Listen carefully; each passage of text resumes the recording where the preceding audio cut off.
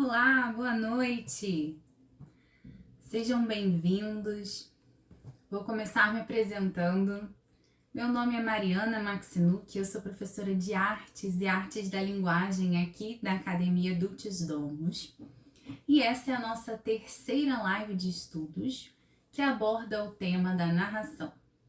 Estamos estudando o livro Know and Tell, Saber e Dizer, a Arte da Narração, de uma autora muito querida aqui para nós, a Karen Glass. Ela que é americana, mãe, homeschooler, inclusive uma de nossas palestrantes no dia 20, no primeiro seminário da Academia Dulcis Domus. Inclusive, fica o convite para participar deste nosso congresso, cujo tema é Educar para a Liberdade. Bem, vamos falar agora sobre o terceiro capítulo, os princípios da narração. Mas eu não poderia começar sem antes fazer uma narração do que vimos anteriormente. Bom, vamos começar revisando então. O que é a narração? A narração é um método utilizado em nossas aulas, na parte de leitura, em que o aluno reconta com suas próprias palavras aquilo que ele acabou de ouvir ou ler. O método da narração é um método utilizado desde a antiguidade e foi utilizado mais recentemente como método de ensino pela educadora Charlotte Mason. Em termos práticos, após a leitura, o aluno é convidado a responder a seguinte questão: o que você lembra do que você acabou de ouvir? Então, ele reconta com suas próprias palavras sobre aquele conteúdo. Nesse processo, a gente tem o desenvolvimento da atenção, da composição inicialmente oral, por vezes também pode ser escrita. Vimos também que a narração envolve vários aspectos do pensar, contribui para esse desenvolvimento do pensamento sintético. Vimos também nos capítulos anteriores que a narração só dá resultados a longo prazo, então é necessário paciência e constância. Sendo assim, vamos começar a falar sobre os princípios da narração, o capítulo 3, que vamos estudar hoje. São 5 princípios essenciais para tornar a narração verdadeiramente efetiva. O primeiro é o princípio de que a narração deve ser feita com livros de alta qualidade. O que isso significa? Deve haver um cuidado com a escolha do material. A autora, Karen Glass, ela propõe que esses livros, essa leitura, seja de um material consistente, seja um verdadeiro alimento para a mente, porque dali o aluno vai narrar oralmente ou por escrito o que ele acabou de ler. Então, quanto melhor for o livro que o aluno está lendo, melhor vai ser a sua narração. Ele vai ter mais conteúdo para narrar. Não vai ser só como um sumário. A autora costuma utilizar muito a metáfora da narração com o processo digestivo do corpo. Por quê? O processo da narração atua como a assimilação do material que foi lido. E se esse material já vem digerido, mastigadinho, já entrega conteúdo todo pronto para a criança, ela não vai ter muito trabalho a fazer e provavelmente não vai se interessar muito. Então, se a gente entrega textos que não são atrativos para as crianças, elas não vão absorver aquele conteúdo e fazer uma boa narração. A autora também considera que a maioria dos livros didáticos, eles são pobres nutritivamente, falando ainda em relação a essa metáfora da digestão, porque são livros que não aguçam a criatividade, a atenção, a imaginação da criança. E a autora também alerta para o problema que vem no entretenimento da televisão, das telas e de videogames, porque isso é considerado como um alimento que não é de verdade, não é nutritivo. Então ela usa essa metáfora e inclusive fica o alerta que a autora traça aqui nessa parte do livro, que não é possível substituir uma boa leitura de um bom livro por videogames, programas televisivos, filmes, outro tipo de entretenimento nesse sentido. Bem, estamos falando sobre o primeiro princípio da narração, a necessidade de escolher bom material, boa literatura para leitura e narração.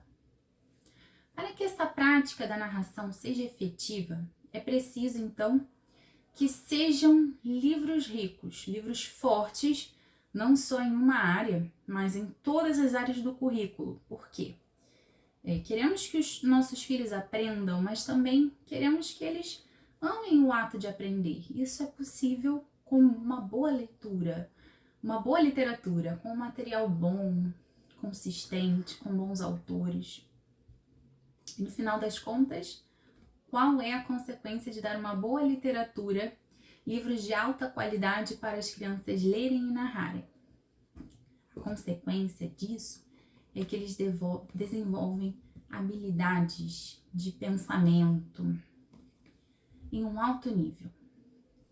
Porque a literatura é rica, que aqui a gente pode incluir como exemplo as histórias biográficas, por exemplo, chamados livros vivos, eles aguçam a criatividade da criança, a imaginação, mas não somente esses livros, mas também práticas científicas, descobertas científicas, um passeio na natureza, também são ótimos, excelentes alimentos para a mente. Faça um teste em casa. A criança, ela geralmente acha fácil narrar histórias de ficção ou histórias, eventos históricos, mas uma criança também pode descrever uma árvore, uma paisagem, uma pintura também. Todas essas descrições são consideradas narrações. Além disso, a criança também pode narrar um processo científico, um experimento ou um problema matemático quando ela é convidada a explicar como que ela chegou naquele raciocínio. Porque em todas essas formas de narração, a criança está articulando como ela vai comunicar, como ela vai transferir aquela informação para a outra pessoa. Então, é preciso escolher com sabedoria os livros aos quais a criança vai ter acesso, né? A leitura e a narração. O que acontece também, a autora do livro que nós estamos lendo, a Karen Glass, criou um projeto de ensino para as famílias homeschoolers nos Estados Unidos, com base no método aplicado pela educadora Charlotte Mason. Então, além de livros, né, autora, palestrante, ela tem essa experiência, essa especialidade no método da narração, de anos de ensino. E ela conta que é notável a diferença do uso de uma boa literatura educativa dessas crianças. Os resultados são excelentes. Charlotte Mason, inclusive, acreditava que as crianças têm grandes poderes de atenção que podem levá-las a um amor pelo conhecimento, porque essa é a natureza da mente. Por isso, ela confiava de entregar bons livros nas mãos dessas crianças, bons autores, porque isso tudo faz parte do processo da narração. Outra coisa que faz parte do processo da narração é que Charlotte Mason nunca lia uma segunda vez. Então, um capítulo ou uma página, porque se você for solicitar que a criança faça uma narração do conteúdo lido, ela precisa saber que não vai ter uma segunda chance. Então, isso vai forçar com que ela tenha sempre o hábito de estar sempre atenta. Então, ela alerta muito para isso, tá? Então, esse foi o primeiro princípio da narração. Agora vamos para o segundo princípio. Bom, antes de eu falar qual é o segundo princípio, creio que todo mundo vai se identificar com a seguinte situação nos tempos de escola, na época de prova. Nós respondíamos um questionário. Né? As provas, elas tinham esse condão de questionário, perguntas específicas, como por exemplo, quem descobriu o Brasil, o que é a fotossíntese, o que é um substantivo. Nós éramos questionados sobre o material que nós líamos. E com a prática da narração, nós não temos mais esse tipo de questionário direcionado a um conhecimento específico. Sendo assim, o princípio número 2 é que a narração substitui as perguntas específicas. Porque essa realidade que eu falei, da estrutura da escola, com perguntas direcionadas específicas, significa dizer que é o professor quem determina o que é mais importante, qual é o assunto mais importante que tem que ser lembrado pela criança. Mas quando a gente adota a prática da narração, é a criança que diz o que precisa ser recapitulado. É a criança que vai determinar o que é importante. Então, quando o professor direciona aquela questão, o que você lembra do que você acabou de ler? Nesse momento, a criança começa com esse processo de composição da resposta. Ela precisa pensar sobre o material, sobre o que ela entendeu e responder às suas próprias questões. O professor, ele vai conduzir a narração, não é? Como nós vimos, aluno, o que você lembra sobre o que acabou de ler? Então, nesse momento, ele não interrompe a composição oral do aluno. É um passo importante também na narração. Não interromper o aluno em momento algum. Deixar que ele fale tudo o que ele se lembra. Porque se você interromper, fazendo perguntas, direcionando essas perguntas para algo específico, então, qual é o nome desse personagem? Ou com quem ele casou? Qual o ano? A criança, ela pode se perder nesse processo de composição da resposta. Então, o que nós precisamos fazer durante o processo de narração é apenas escutar, disponibilizar para a criança o tempo que ela precisar para responder. Então, o que acontece? Porque o que acontece dentro da mente dessa criança? Se ela não fez a narração completa, esqueceu algum detalhe da história, ela lá no fundo, ela sabe que esqueceu alguma coisa dessa história. E esse tipo de direcionamento que é feito quando a criança termina a sua narração, que ficou incompleta, é uma espécie de lembrete para que da próxima vez que ela vá fazer essa narração, ela lembre que certos detalhes são importantes. E além disso, quando ela não escuta a narração pela segunda vez, ela começa a se habituar a estar sempre atenta no momento da leitura. Porque ela vai empregar uma maior atenção porque ela sabe que não vai ter uma segunda chance, ela sabe que não vai ter repetição. É claro que numa realidade de sala de aula, até mesmo aqui nas nossas turmas, a narração ela é feita por diversos alunos. Então, enquanto o aluno faz a narração da leitura, os outros alunos estão ouvindo e podem complementar ao final com alguma narração, alguma parte da história que um outro aluno não tenha falado. E aí esse é aquele momento em que o aluno fala assim, lembrei! E ele lembrou porque ele já sabia daquilo e agora não vai mais esquecer. Bem, a autora também dá uma dica importante para os professores ou os pais se prepararem antes de uma aula que inclua o método da narração. E a dica que ela dá é escrever em um quadrinho antes as palavras-chave daquela leitura. Então, se for uma palavra difícil ou então algum texto de história, a pessoa pode escrever o ano ou o personagem, por exemplo, Vasco da Gama, e pedir que na narração que o aluno fizer, inclua esses nomes, né? Então, essas informações que foram apresentadas em um quadrinho como palavras-chave. Tá? E a autora também volta a falar sobre a questão dos livros didáticos. Os livros didáticos, eles tendem a ter uma informação fragmentada, né? Tomando Como exemplo, essa questão da disciplina de história, é muito comum que os eventos históricos sejam colocados assim para a criança de forma isolada. Então, acaba sendo mais difícil para a criança fazer uma narração com base nesse tipo de leitura, porque não tem nenhuma ligação, talvez, emocional, né? Então, e a resposta acaba não sendo algo concreto, né?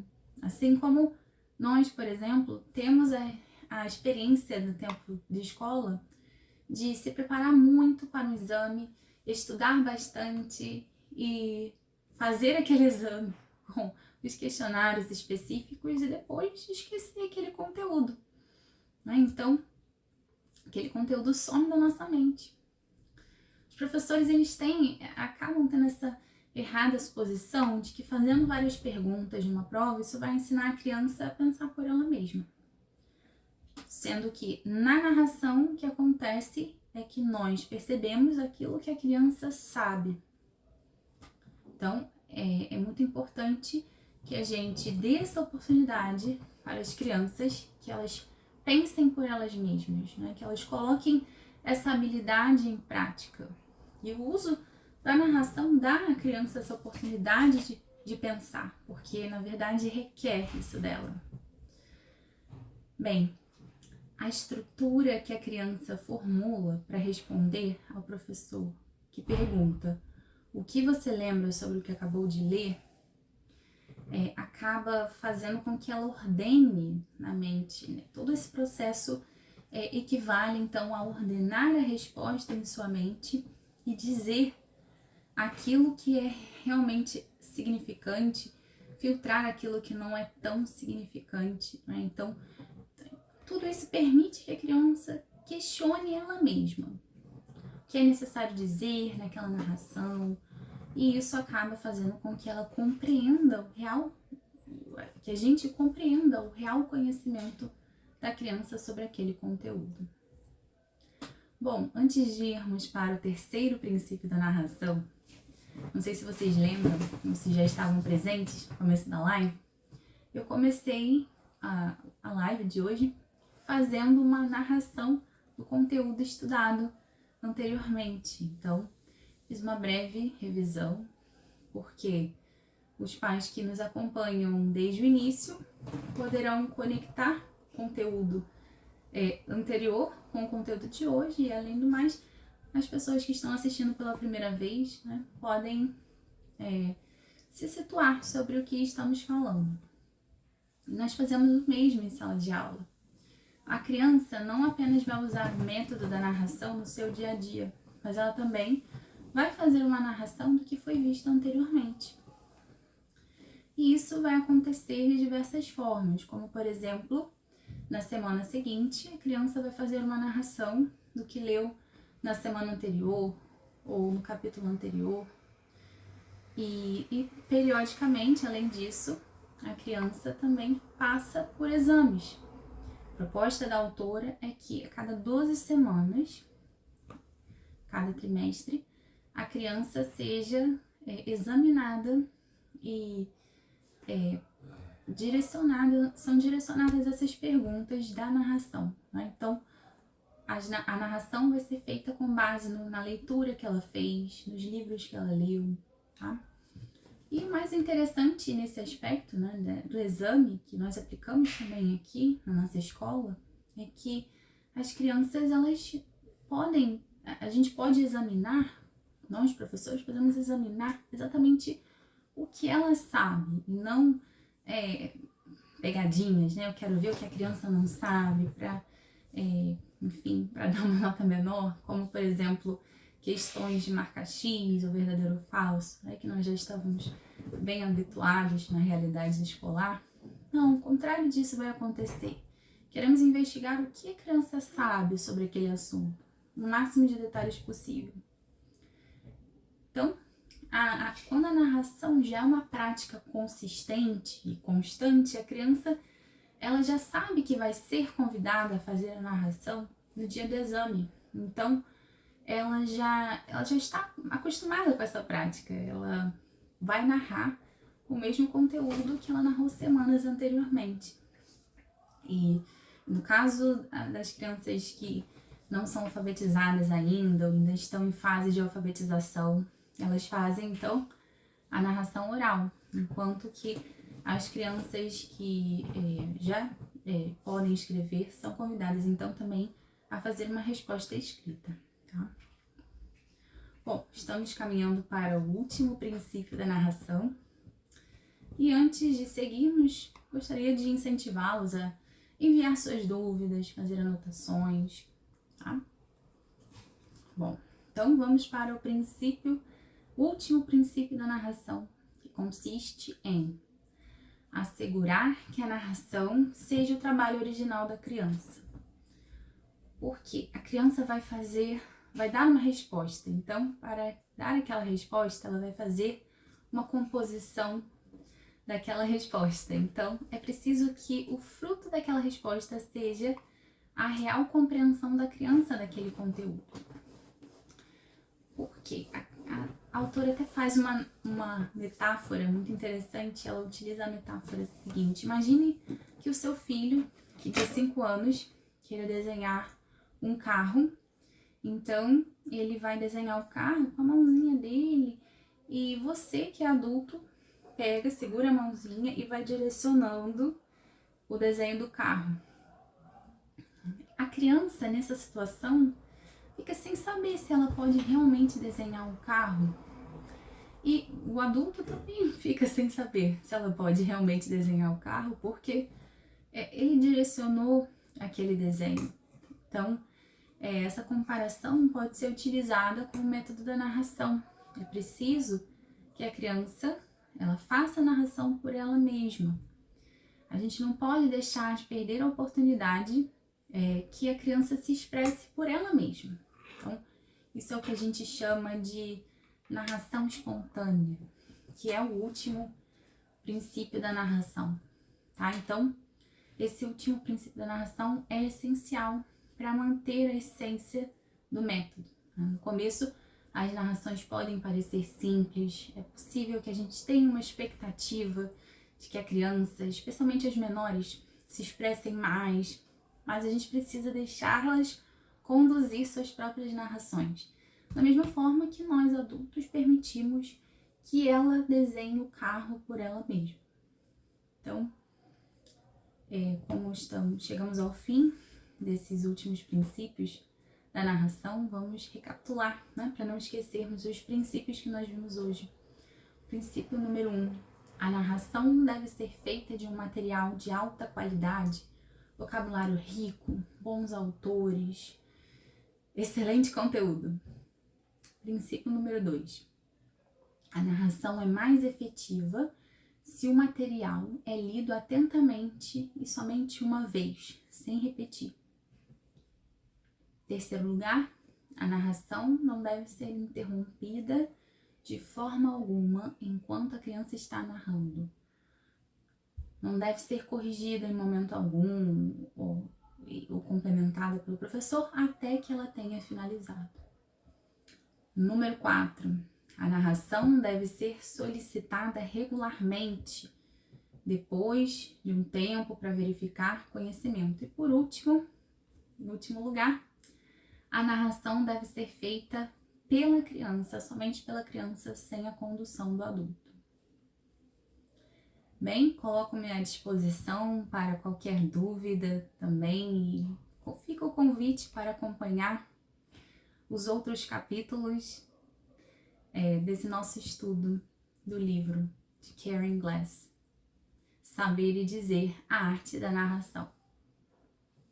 Obrigada pela presença de todos e até a próxima!